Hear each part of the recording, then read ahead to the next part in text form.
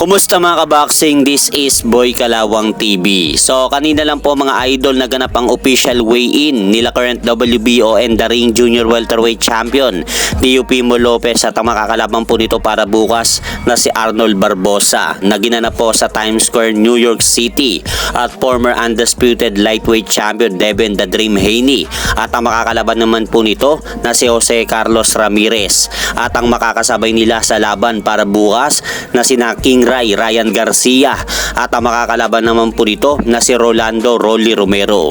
At ang unang sumala nga po mga idol sa naganap na official and final weigh-in na yan kanina sa Times Square, New York City ay itong laban nila Teofimo Lopez at Arnold Barbosa. Kaya tumimbang nga po mga idol si Arnold Barbosa sa timbangan ng 139.8 pounds habang si Teofimo Lopez naman ay tumimbang naman po ng 139.6 pounds. Kaya kapwa nakuha nga po nila Arnold Barbosa at Teofimo Lopez ang official weight limit ng junior welterweight division.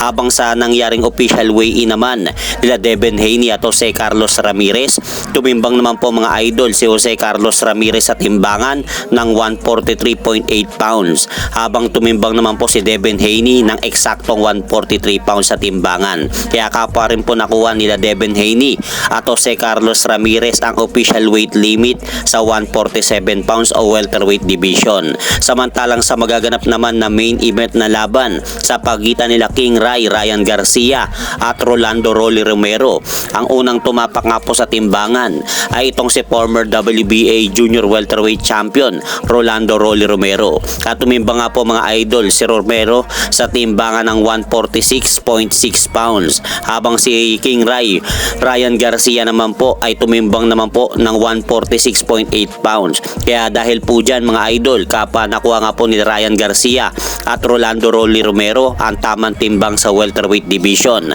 at nakataya nga po para sa magaganap na laban na ito para bukas ang titulong WBA regular belt. Kaya abangan na lang po natin mga idol ang mga magaganap na laban na ito bukas. At hanggang dito na lang po muna ang aking update sa mga aganapan sa mundo ng boxing. At syempre mga idol, huwag nyo rin pong kalimutan, pakisuportahan nyo naman po muna ang ating munting channel. Maraming salamat po.